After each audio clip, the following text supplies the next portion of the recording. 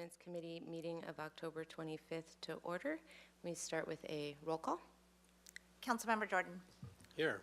Councilmember Oscar Gutierrez is absent. Chair Snedden. Here. Thank you. Thank you. And do we have any changes to the agenda or comment for items not on the agenda? There are no changes to the agenda, and we do not have public comment. Okay, thank you. With that, we'll invite staff presentation. Okay, thank you, committee member, chairwoman Snedden, excuse me. So we first considered these revisions to ordinance chapter 2.05 in August, and the committee had a number of questions that we discussed and went back and did some further revisions to the ordinance that I'll just go briefly through with the committee today. First would be the section dealing with the exempt ordinances. Those would be the ordinances that would not come before the committee for review. And just a couple of them, we added the clause that would be giving the council discretion to bring those ordinances to the ordinance committee, so they wouldn't automatically be exempt from your review. And the two that we added that clause in front of would be urgency or interim ordinances, so unless directed by city council, urgency or ordinance committee ordinances would not come to ordinance committee, which might be difficult for urgency ordinances, but interim ordinances, you know, if the council wanted them to be reviewed by ordinance committee, they could be.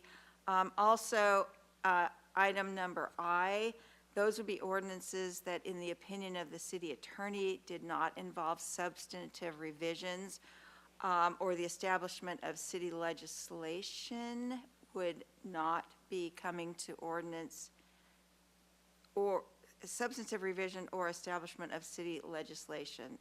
You know, and I have to say, I don't know what the establishment of city legislation means. I just read that, and I think that should actually be deleted, that last clause. So I'm going to take that clause. So it would be ordinances which, in the opinion of the city attorney, do not involve substantive revisions. So unless directed by the city attorney, by the city council, those ordinances would not come to the ordinance committee. So we made that change. Second, under section number 060, there was a provision in here that you know, the city attorney, subject to review by the ordinance committee, reviews draft ordinances, and there was an idea in here that that would also include ordinance concepts. We don't really know what ordinance concepts are. The ordinance committee reviews draft ordinances and works on draft ordinance. So we have taken out the idea of ordinance concepts throughout this ordinance. That was never in there before, so we just deleted that in the entirety of the ordinance. 070, here we had a lot of discussion about, there was a provision in here that said that if the revisions discussed by the ordinance committee required significant additional legal research by the city attorney, that the ordinance would be returned to the city council for further authorization. That has been deleted from this draft. Going on in 080, so once the draft is prepared by the city attorney, the draft is now forwarded to the city administrator and to the ordinance committee for review and comment. The original provision in here had a requirement that the city administrator review and provide comments.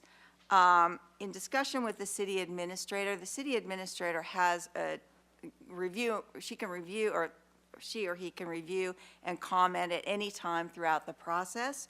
So we've left in here the provision that the ordinance is submitted to the city administrator and the ordinance committee for review and comment, but there's no requirement that the city administrator provide comments, or there's no time limit for doing so.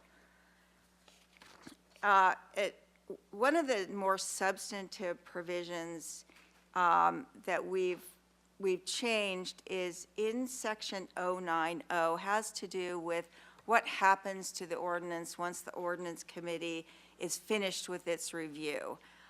In the original current existing version of the municipal code, it provides that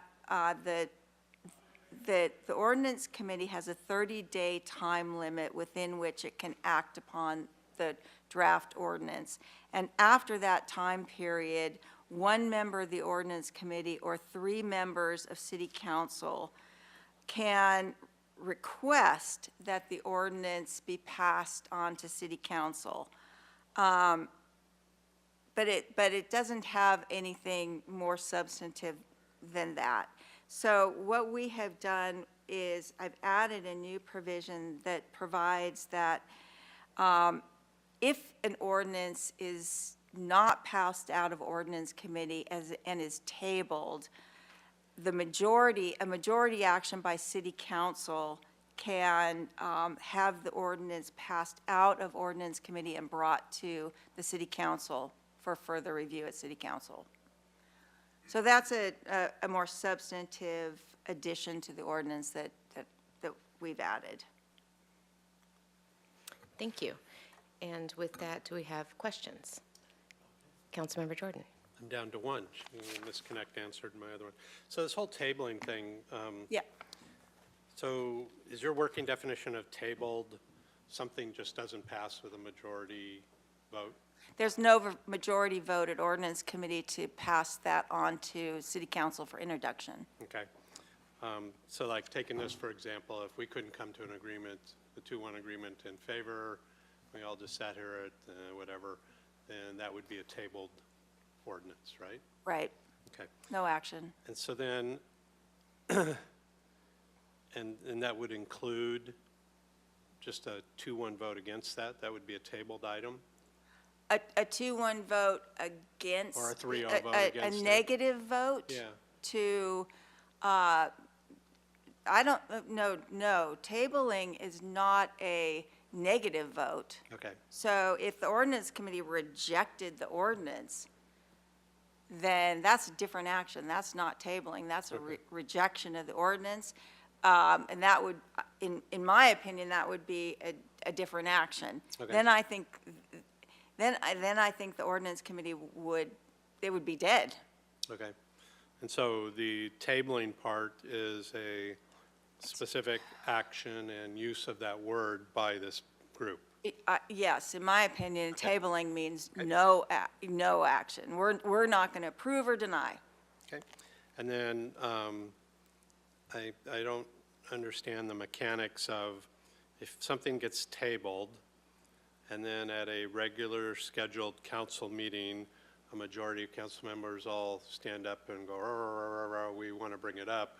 Where is that in an existing agenda that exists for that council meeting? Right, so that would have to be then added to an agenda at a city council meeting. So you'd have to have the mechanism to put it on the agenda at the city council meeting. So, going through the regular process to get it on the agenda at the city council, Okay.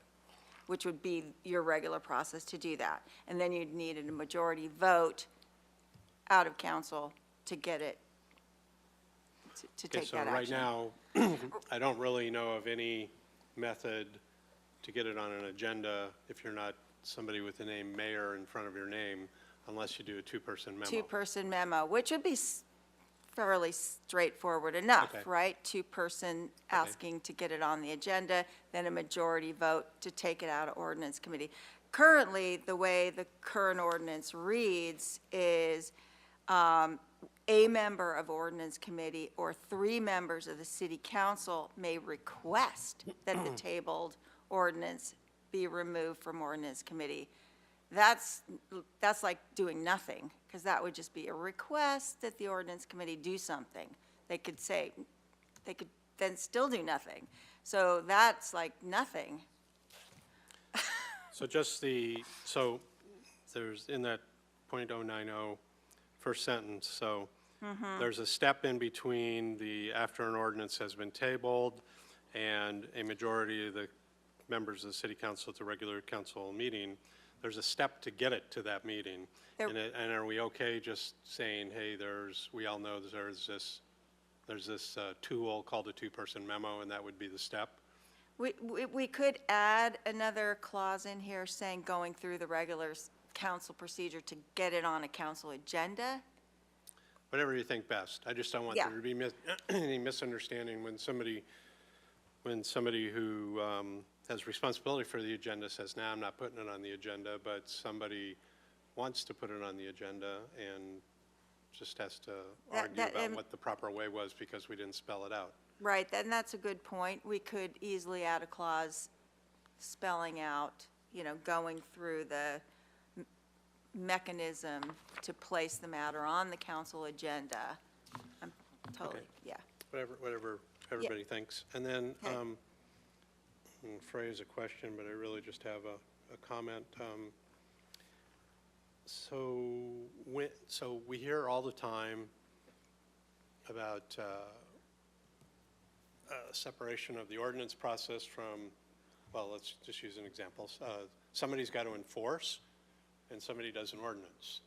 And sometimes the attorney's office is involved with that enforcement, sometimes community development offices, so whatever, we're doing a leaf blower ordinance, and now, what's that? Somebody's got to go get leaf blower police on the street, right?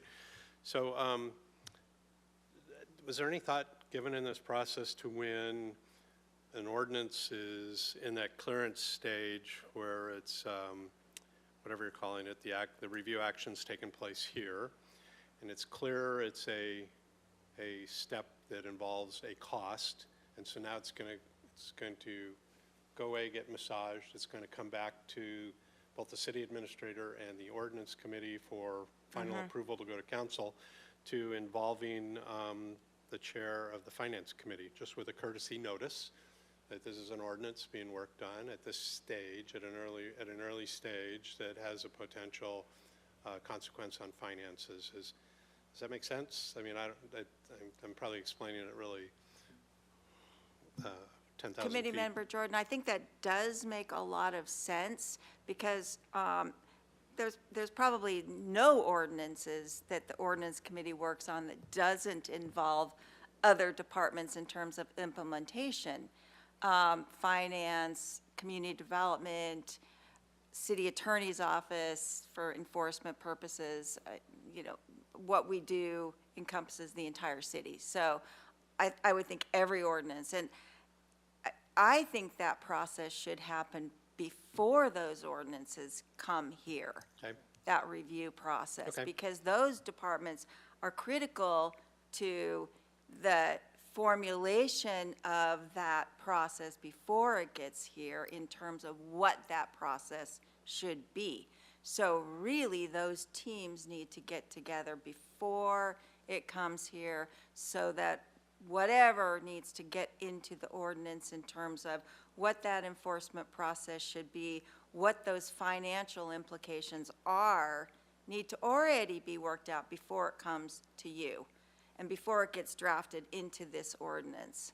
And I guess I bring that up because anecdotally, I hear sometimes we're not working horizontally between silos when somebody's on a roll to do an ordinance and is running with the ordinance, and the people that have to pay or implement the ordinance weren't really involved in the discussion or that kind of thing. And eventually, they all meet up at the top of the pyramid, but by then the thing's baked, right? It's too late Yeah. if it's already happening at the point that it's already baked.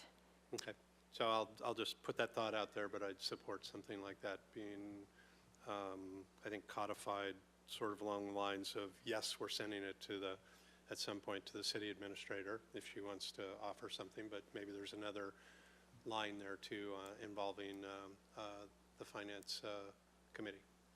Thank you. Thank you, Madam Chair. Yeah, good point, well taken, absolutely. Thank you, and then I'll have a comment on that when we get to deliberation, but are there any other questions before? So I had a question about ordinance concepts. It is conceivable to me, and it has happened, that council doesn't want to get into the details, but directs something to ordinance to work out the concepts.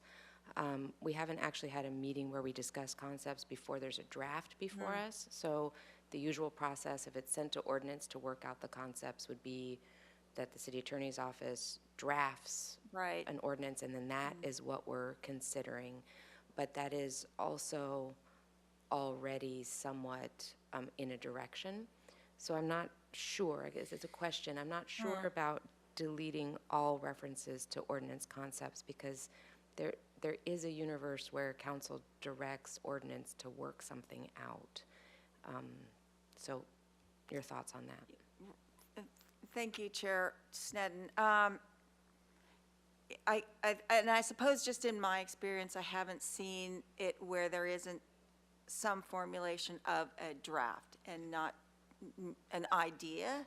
But, you know, we're happy to add that idea of a concept back in. You know, it's probably just a matter of being more broad in terms of what comes to the ordinance committee.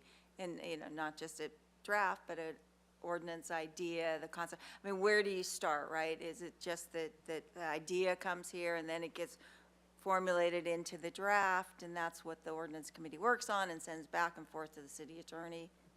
Yeah, and that's totally fine. So we can put that back in as part of what the initial task of the ordinance committee is in conjunction with the city attorney. It's Or totally could fine. be. I mean, it's Or not the could be, usual not always is, but process, but I don't want to truncate that as being a possible route that council could direct something go to ordinance. Similarly to how we do sometimes to planning commission, send it somewhere else to work out the details. But we haven't really used that route. I'm just not sure we want to delete it, but we can save that for Preclude it. deliberation also. okay. And then, what happens if an ordinance is rejected? We've come close to that sometimes where, in the past, where council directs an ordinance, and then it comes to ordinance committee, and ordinance can just kill it. And even though it was the will of the full council that something move forward, what happens then? Is it the same route as a two-person memo coming forward, or does the ordinance committee in fact have that authority to kill an action by virtue of us voting no? No. So that's a good point, Chair Sneddon, because in order for it to get to council, the committee has to affirmatively, by a majority vote, refer it to council with revisions or without revisions, or can keep it in ordinance committee by tabling it. But, and there's, in the ordinance, the chapter currently is actually silent on any further action. So it's, Recommendations on that? I'm not I sure. think, but I Yeah. think that it can be rejected. Those are the only options right now, is for, refer to council with revisions, without revisions, or table. There's no option to reject.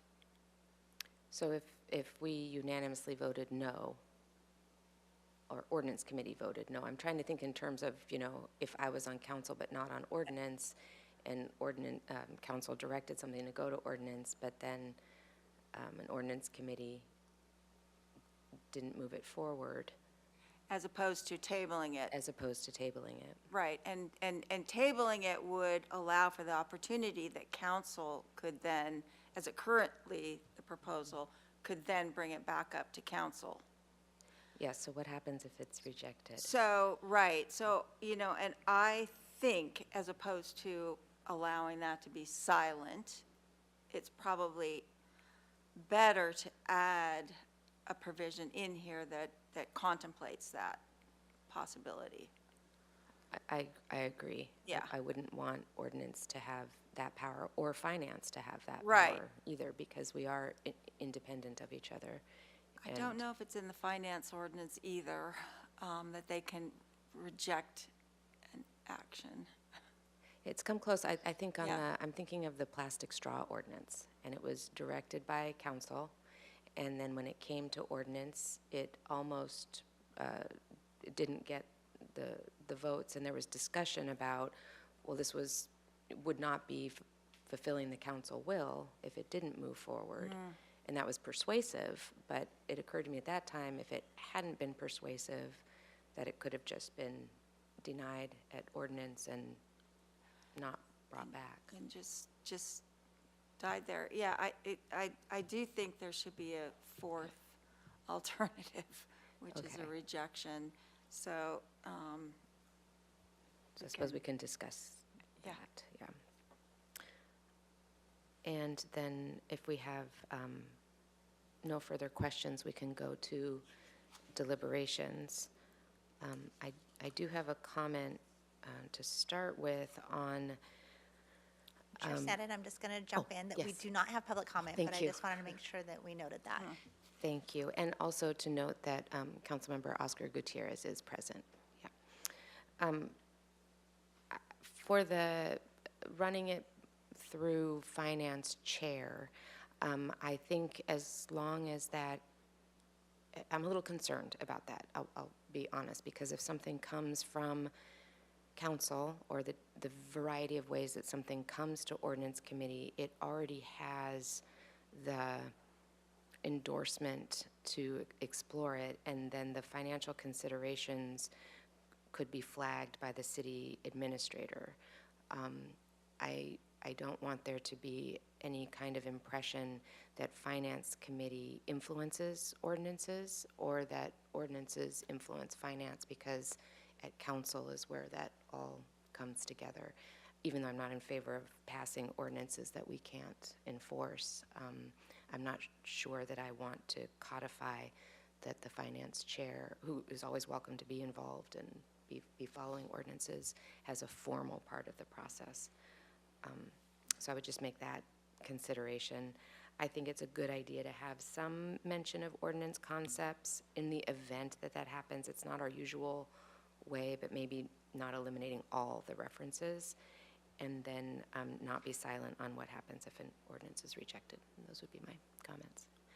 Further deliberation, Councilmember Jordan. So I would hazard, if you had a scorecard, that more ordinances get to ordinance committee that never started with council than ones that do start with council. So that's why I suggest that. I mean, lately, we've been spoiled a little bit for whatever reason. But, and I'm okay either way. I mean, we could tell the city administrator when she's at her, which I still think is too late, but when it gets to her level, that she needs to make sure that all financial considerations or impacts are brought forward for the next discussion at council. And she can elect to do that however she wants to. She can go to finance, she can not go to finance, she can, whatever she needs to do. There used to be I don't know, maybe there still is. I don't go to the last page usually, but there used to be a budget or a financial paragraph on every adopted item, but it tended to be the same language for any type of thing. So, right? So, yeah, it wasn't too specific. Even when there's like 5 sentences there, it's all like template kind of language. It really doesn't make I don't want to say it makes an argument in deference to your point, but it doesn't provide any info that's relative to the particular ordinance. It just kind of makes a blanket statement kind of thing. So maybe that could improve. I totally agree with the concept idea. I mean, I'm still a little, just to use an example, the short-term vacation rental came with little or no input and was thrown back over the rail, and the method of that was it went to Planning Commission, and I just, cup half empty in me is going to say, well, you're going to get 7 opinions there that aren't the 7 opinions here, and people are going to do time and effort to structure whatever that looks like, and then it's going to come back here again, and we're going to start right back over again on the same discussion of what we think it should look like, and send it back to staff to do work again without having had the opportunity to have somebody, either full council, and if that's not very palatable to the person in the center chair, then maybe the ordinance committee would have been at least the starting point to say, well, here's kind of our ideas, and see where there's some consensus or not consensus, and then you send that work product to the planning commission to go get down in the weeds and play with it ad nauseum. So however that fits in, I like that. And then on this whole tabling thing and denial thing, I really think it's just it's kind of our responsibility not to do denials. And I think we should get reminded by the staff attorney of that when we're sitting here struggling, or we look like we're going in that direction on like a 3-0 get out of here or a 2-1 get out of here, that you don't really want to do that and put this whole process in that decision. The proper way would just be to table it, and you can't come to a consensus and then let either a person here, if they were in the minority, or 2 other people at council who are paying attention, give them the avenue to pull it up to council through the tabling thing, rather than this, the way I heard you describe it is like there's really not an answer. It's a big gray hole pit. If it's a denial, what happens to it? You know, there's no way to get it back up. I guess you could still do a 2-person memo and start over, but that just seems sloppy, right? So. If it was, sorry, Chairwoman Sneddon, Chairman Jordan, if it was denied, you'd have to start over. Yeah. Then it would have to go through the whole process to get here back again. Yep. So, right. And it's Correct. really more of a litmus test of who's sitting here for an ordinance committee than it is the value of the ordinance. And you never know who's going to be sitting here with the ordinance committee. You've sat through some wonderful ones, right? Some very different opinions. And so, I would agree with that. I would agree with some fleshing out of the concept idea thing, and I would, I don't know. I don't think there's anything you can put in there on you can only table, you can't deny, but I think that becomes a staff and committee engagement on, a denial path is not really what you want to do by the time it's getting to your place, and more appropriate would be tabling, and then we'll wait and see what happens to it. So otherwise, I'm happy. So then as a follow-up, if we stay silent in the ordinance on ordinance rejection, then does that accomplish that goal that it's either tabled or we keep working on it until we get to something? I think that would accomplish that objective. Okay, so we'll leave it silent on rejection, okay. Do we have any further discussion on that? I will say I do appreciate the changes for exemptions and deleting the return to council for substantial increase in cost. I think sometimes ordinances are ideas and then we find the cost later, and I think that should be a council decision. And other than that, and what we discussed about possibly leaving in language for ordinance concepts, I would say it's ready to move forward if there's a motion or. Excuse me, Chair, would you like to see this back again if you're going to approve forwarding it to council, or would you like me to return it to you again? I just make the motion to move it to council, taking into consideration our comments that we've made today. Into consideration or make those changes to the ordinance? The changes we've talked to, and make those changes according to the comments you've heard today. Thank you. Yeah, that would be my motion. Okay. Is there a second? Second. Okay, and you have what you need then if we vote? I do. Okay, thank you, and we'll have a roll call vote. Okay, so it's moved by Councilmember Jordan to forward recommendations with changes noted by the committee to City Council, seconded by Councilmember Oscar Gutierrez. Councilmember Oscar Gutierrez. Aye. Councilmember Jordan. Yes. And Chair Sneddon. Yes, It passes. thank you. Passes unanimously, and with that, we are adjourned. Thank you.